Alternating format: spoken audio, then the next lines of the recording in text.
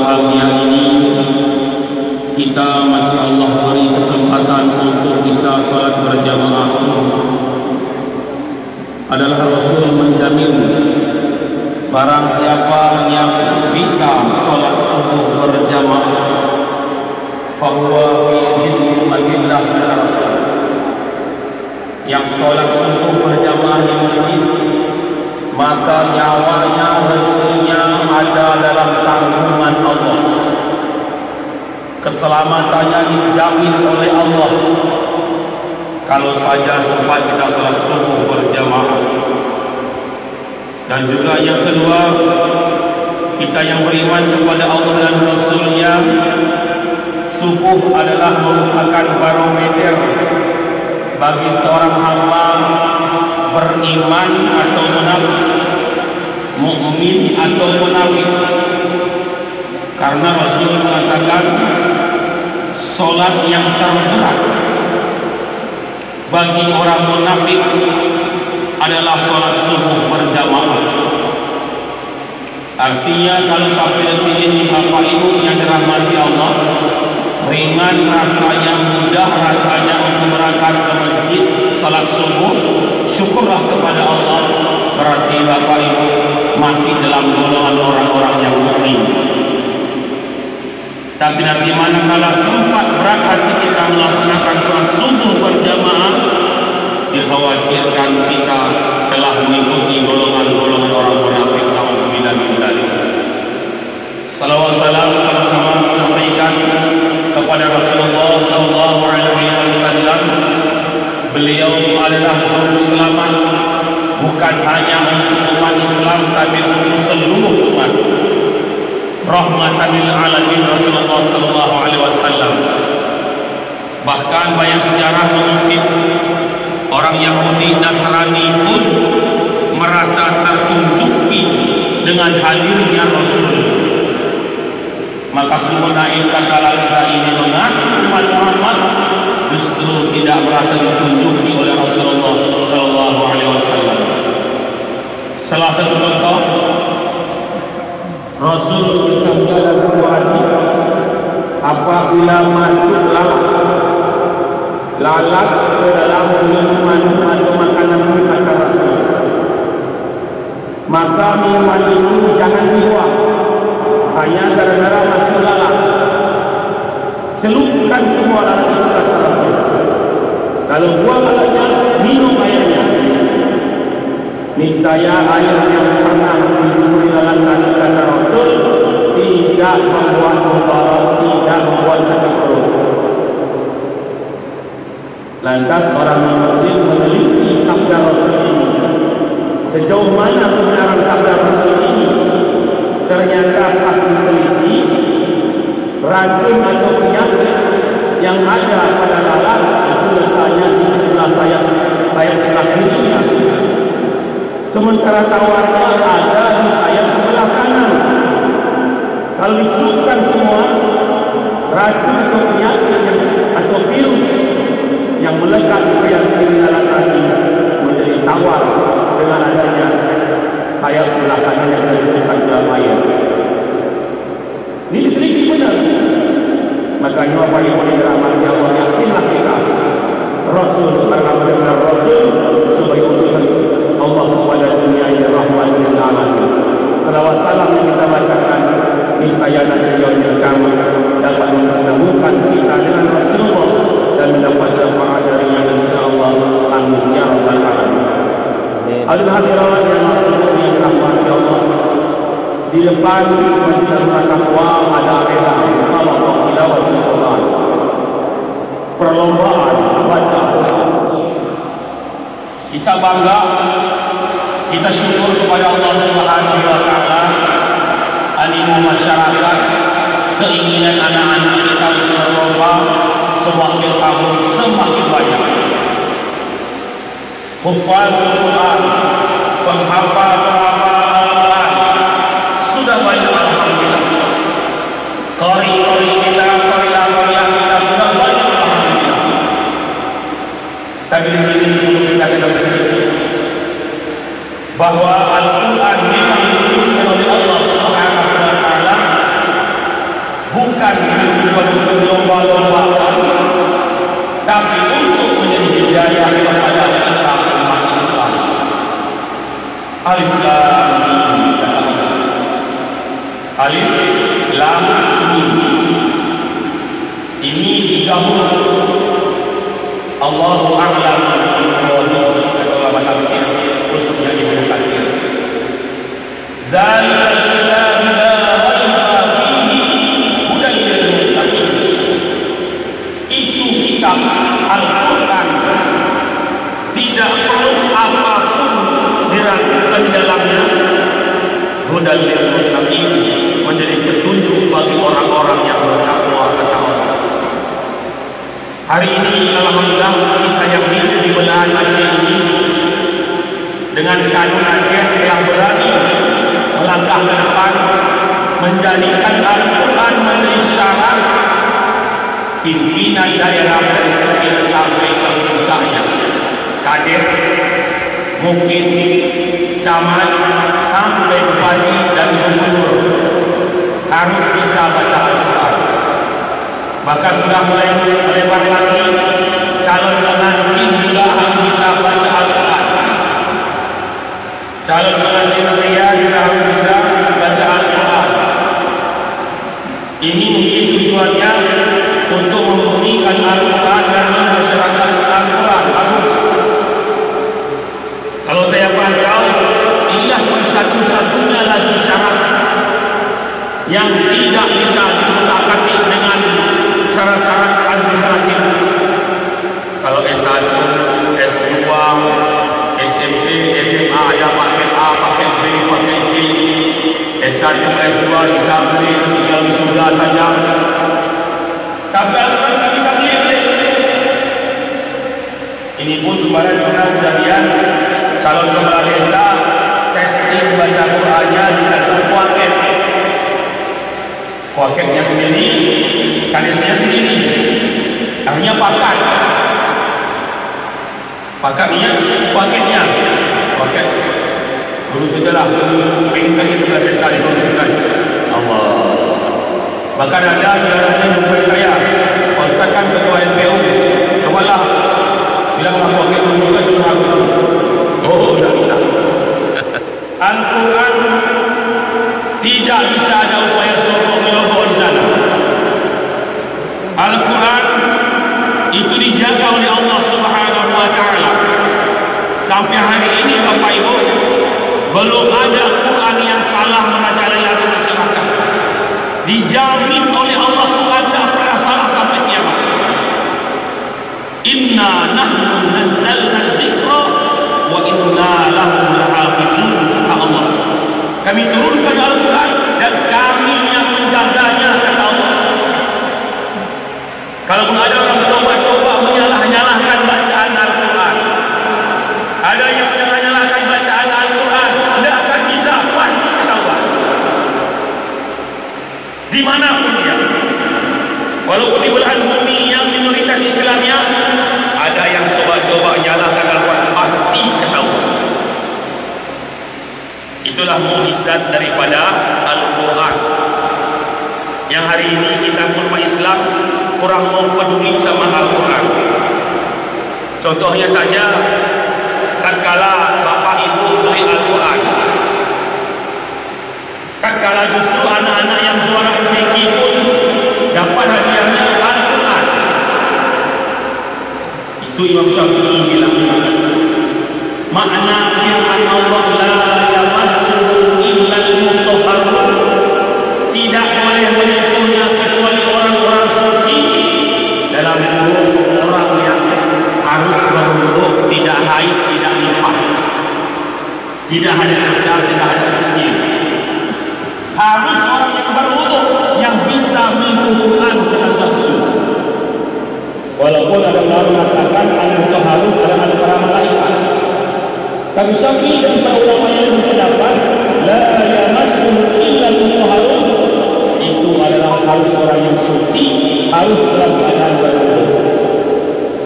Ini kadang sering terjadi kadang bapak ibu beli Quran untuk anak-anak yang Quran, lalu serta mereka pergi ke kedai toko buku beli Quran, tidak pakai pun tak pakai uduk, yang dirinya pun tak pakai uduk. La yamassuhu illa al-mutahharun, tidak boleh menyentuhnya.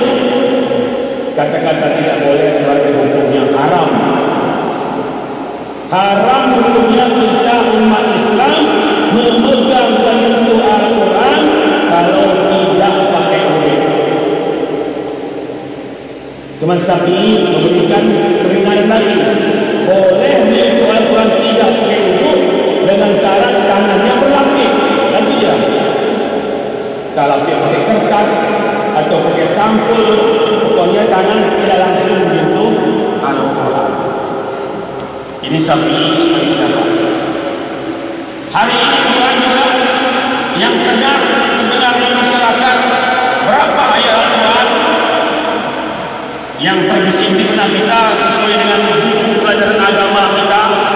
6.666 ayat. Pernah Bapak Ibu kalau merasa bertanya-tanya benar tadi firman Allah yang 30 juz ini 6.666? Saya pun terus terang sekitaran 10 tahun lewat baru saya galau, baru saya merasa bertanya-tanya, jangan-jangan yang ada di buku ini salah. Hari saya cari Al-Quran, saya jumlahkan ayat Al-Quran yang ada di Al-Quran dari Al-Fatihah sampai An-Nas, sampai kira-kira 3-4 jam saya jumlahkan ayat Al-Fatihah 7 ayat, Al-Baqarah 286, Al-Imran 9 sampai An-Nas. Ternyata bukti angka mengagetkan.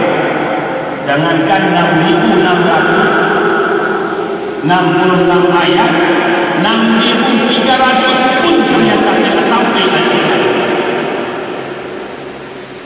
6.300 pun ternyata ayat Al-Quran tidak sampai. Hanya berjumlah 6.236 ayat. Silakan cek. Silakan tes di Quran. Coba di Al-Quran rumah, ambil kalkulator, coba jumlahkan Al-Fatihah 7 tambah Al-Baqarah 286 tambah Al-Imran sekian tambah An-Nisa sekian tambah Al-Maidah sekian tambah sekian, pasti jumlahnya tidak sampai 6.300 pun. Itu Al-Quran. Artinya semakin peduli kita kepada Al-Quran, maka kita akan semakin dikunjungi oleh Al-Quran. Mungkin hari ini juga ada muslimin ada yang bertanya-tanya, yang saya pelajari Pak Ustaz, Al-Quran itu yang pertama turun adalah Iqra bismi rabbikal ladzi khalaq, surah Al-Alaq. Tapi kenapa bukan pertama kali dia terdapat dalam Al-Quran, justru sudah belakangan di juz 30 dia, bukan di juz pertama, apalagi di lembaran pertama Al-Quran. Kenapa? Ini pertanyaan yang tidak sulit terjawab. Kenapa? Ternyata kalau kita baca setelah penulisan Al-Quran, memang Al-Quran ditulis bukan berdasarkan hurufnya ayat. Al-Quran ditulis berdasarkan ciptaan aslinya yang ada di Lauhul Mahfuz, bukan berdasarkan ayatnya yang turun. Kalau ayat yang pertama turunnya Al-Alaq, tapi bukan berdasarkan itu, tapi berdasarkan ciptaan aslinya yang ada di Lauhul Mahfuz. Di Lauhul Mahfuz, Quran yang asli tertulis pertama adalah Alhamdulillahirabbil alamin, dan yang terakhir adalah An-Nas. Nama-nama surat ini pun bukan Nabi Muhammad yang buat nama, bukan Jibril yang buat nama, memang langsung namanya dari Allah Subhanahu wa Ta'ala. Seminggu yang lalu saya baca lagi Al-Quran, renung-renung. Itu Quran hampir semua surat, bahkan semua surat, kecuali 2 surat yang nama surat itu tidak diambil dari surat yang bersangkutan. Kalau kita balik surah Al-Baqarah, itu nama suratnya dari surah Al-Baqarah itu memang wa qala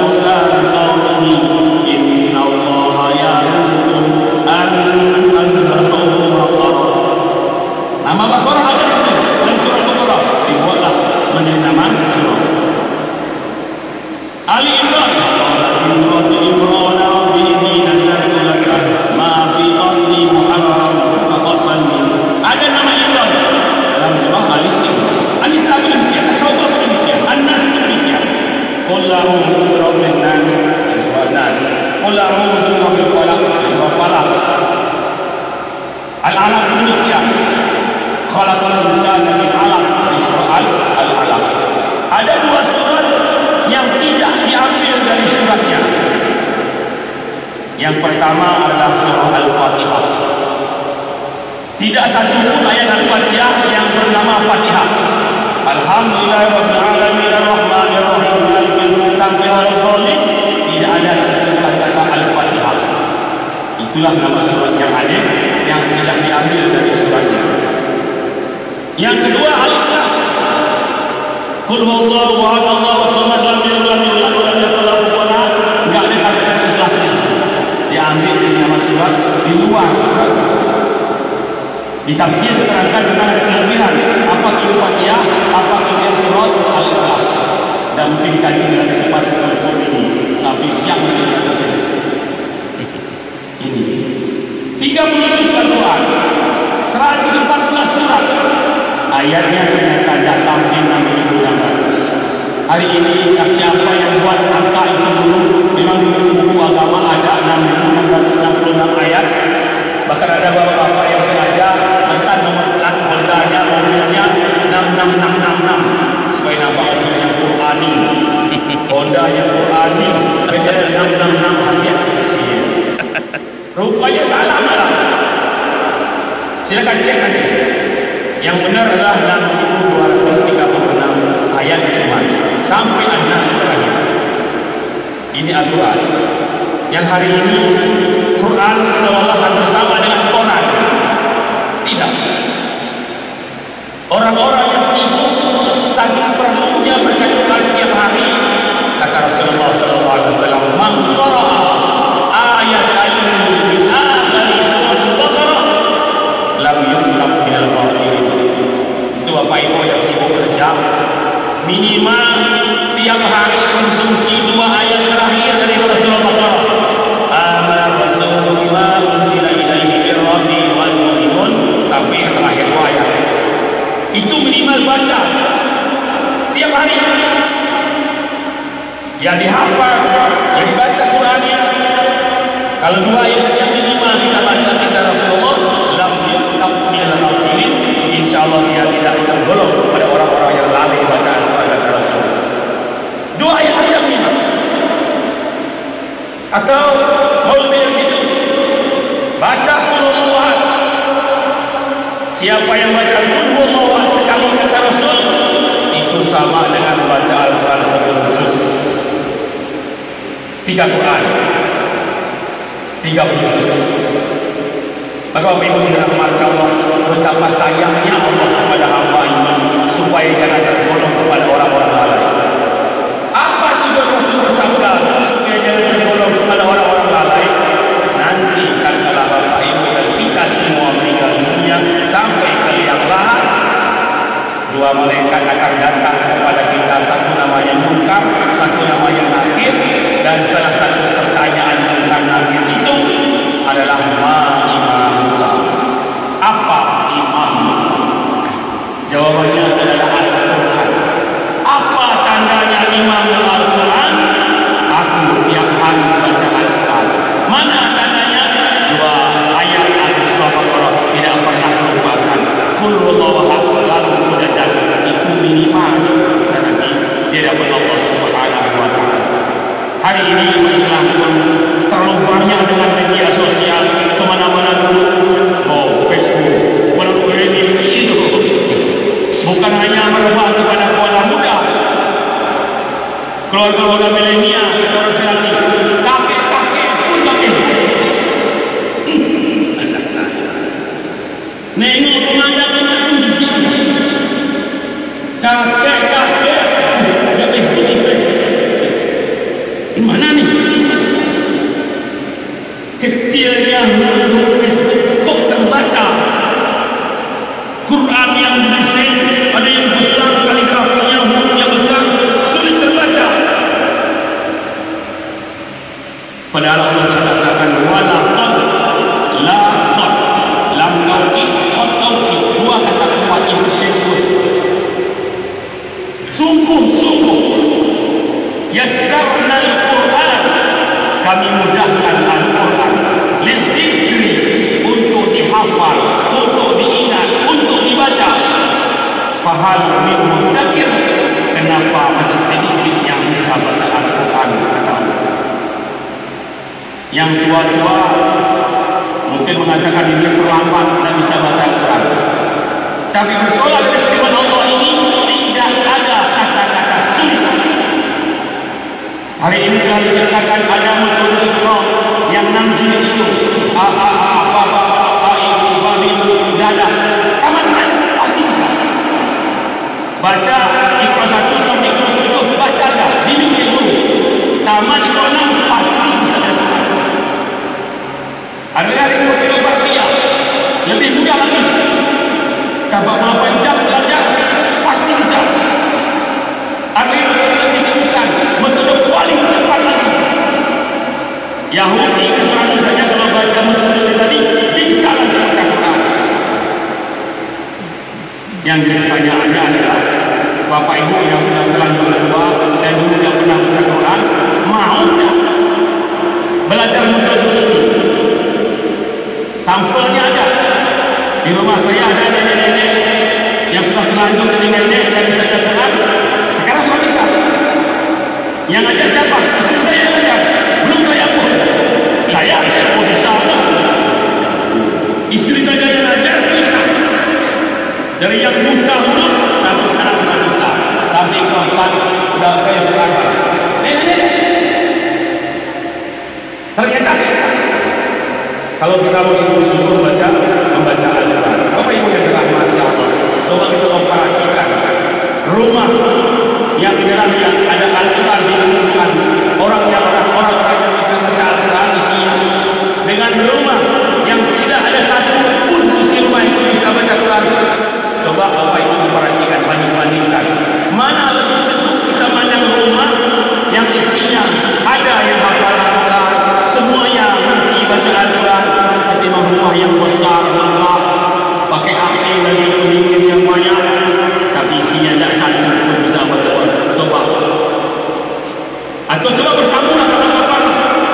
Notabene kita simpulan keluarganya Quran lumayan. Coba bertamu. Walaupun hidup aslinya gerah rasa bakal kita ngomong dia. Tapi rumah yang berbeda ada yang hafal Quran, keluarga yang semua bisa baca. Coba ngomong. Sejuk rasa jiwa, tenang rasa hati. Itu makanya Bapak Ibu di perempuan guru itu pas Ramadan saya harapkan tadarus Al-Quran pakai mic, bukan mic yang haram. Suara yang nanti itu bercium. Kenapa? Laka. Bismillahirrahmanirrahim. Matikan dia, lagi sendiri. Seharusnya Al-Quran membuat sejuk jiwa, menenangkan batin, karena bacanya laka. Matikan dia. Harusnya sejuk batin kita. Cobalah kore-kore yang kemarin kita disuruh kita. Semuanya yang ngerti Quran yang tak ngerti pun satu sudah berkari. Cantik lagi suaranya pun. Ada pun bukan rasa ada iman, lembut rasa batin. Kenapa? Pas. Makhluk yang pas, panjang pendek yang pas, pelan-pelan yang pas, enak. Menjaharullah itu kapan? Satu juz satu malam setiap tarawih Madinah, Masjid Haram. Walaupun satu juz, antar kali kita tenang. Kenapa? Enak, makanya pas, bedanya enak. Di kampung hanya kurung mengajian ilmu asalnya itu panik.